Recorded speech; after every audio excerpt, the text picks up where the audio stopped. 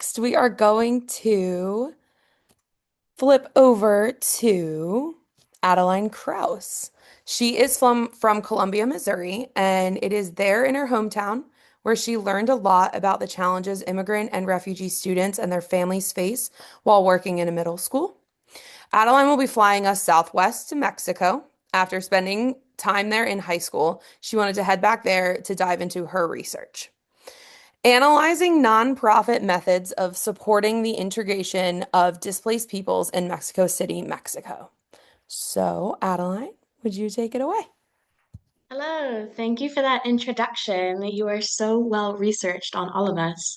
Yeah, so I'll go ahead and share my presentation. Oh, my goodness gracious. Can everybody see this okay? It's looking a little crazy on my screen.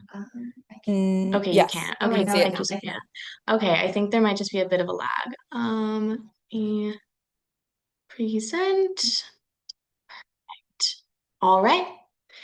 So, good morning, Hang everyone. This on. is There my. we go. We are up now. Go ahead. Sorry. Oh, you can see it? Okay, great. Okay, great. So, good morning.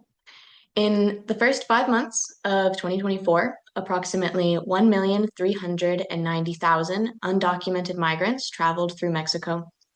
This number is, for reference, slightly higher than the population of Dallas. Now, many of these people were headed to the United States. However, due to recent restrictive US and Mexican immigration policies, people have been forced to change their plans, leading many to resettle in Mexican cities instead. Now, my research focused on their integration into these cities. So, this is an analysis of strategies that promote the integration of displaced people in Mexico City.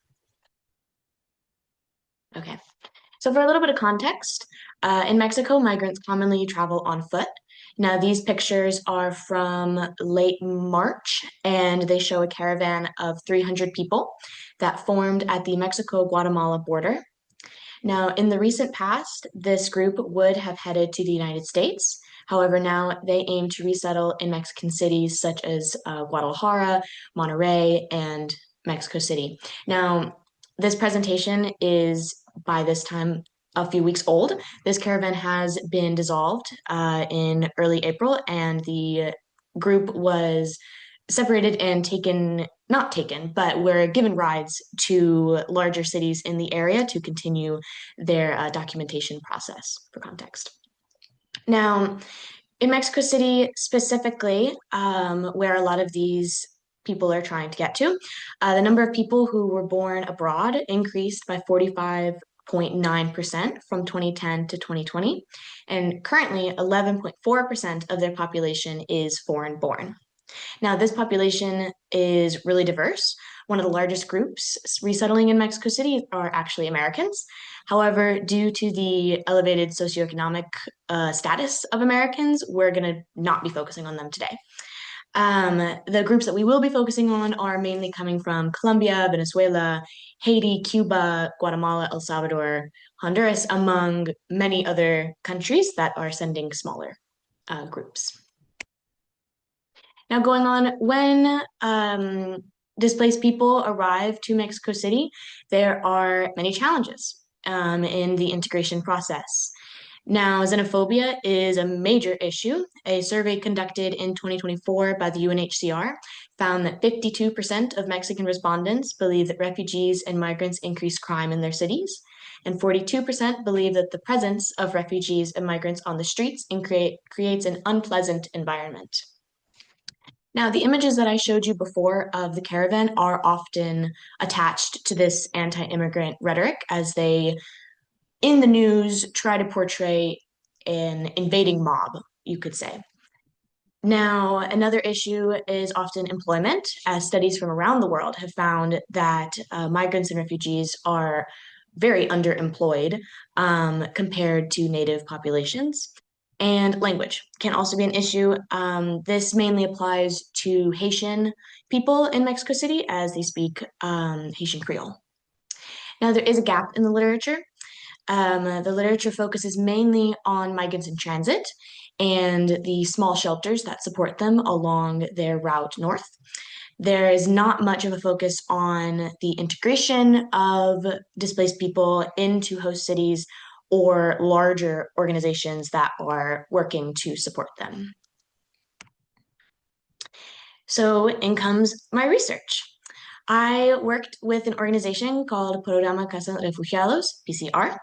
They are a nonprofit in Mexico City that works to accompany displaced people in the integration process. Now, they offer services ranging from connection to employment, education, psychological care, child care, anything you could possibly imagine, legal services. And so the goal of my research was to identify and analyze strategies employed by PCR to effectively support the economic and social integration of displaced people in Mexico City and identify how their services and strategies can be improved.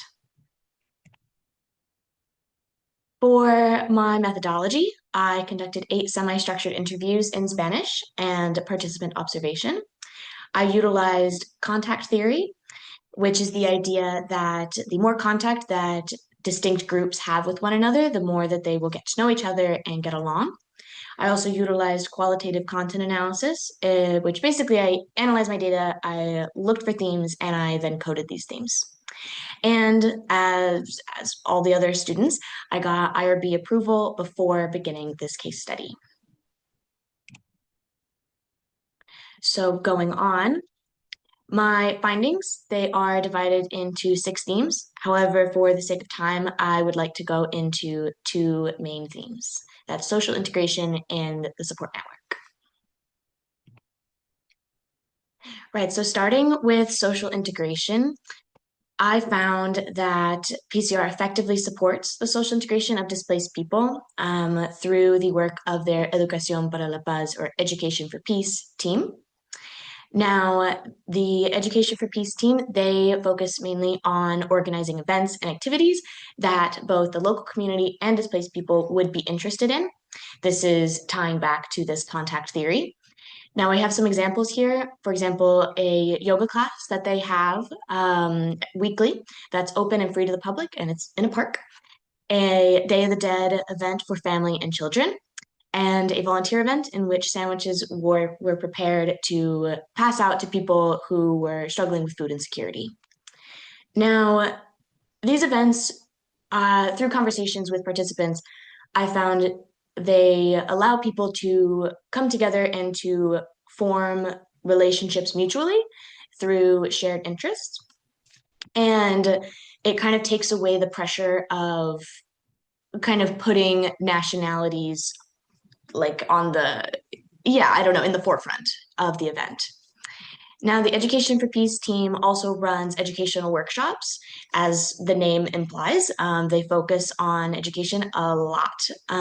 They primarily do a taller de travesías, which is a journeys workshop. Now, this presentation they give to students, mainly students who are going into social work or students who are going to be working with displaced people in the future. The presentation details why migrants choose to leave their homes, or sometimes do not choose but are forced to, the difference between refugees and migrants, and challenges that they face in Mexico. These presentations facilitate conversations, and they encourage students to ask questions and talk about oftentimes their own experiences, personal experiences connected to immigration. The workshops aim to broaden perspectives and instill empathy.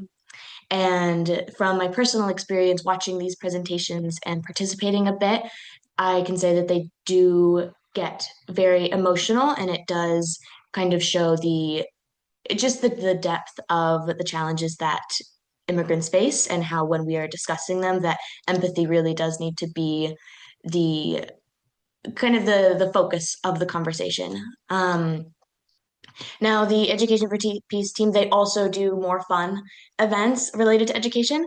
They have a book club, which focuses on literature from a different country every meeting. And this club brings together people of very diverse nationalities and ages to discuss literature, but also to just chat and have some coffee and cake. And yeah, I got to attend one of those as well. Very fun. Going on to my other theme, the support network. Now, I found this to be kind of the most important part of PCR, I think. They have really strong relationships with many different parts of the community, including the government, academia, local groups, the private sector, international organizations, anybody you could think of. Now, these are mutually beneficial relationships that allow PCR to support the social and financial integration of displaced people. For example, with the private sector, PCR connects the people they accompany with socially responsible companies, and these companies can in turn rely on PCR for employees, for reliable employees.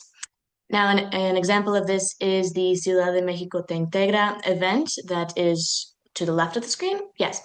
And that was basically a job fair where people could go and they could have access to 10 plus companies that were looking to hire employees, as well as other organizations that they could receive services from. And I believe there was also a bank present that could help them open a bank account. Now, let's see, going on, these organizations really support PCR and vice versa, and they fill each other's gaps, you could say, in services.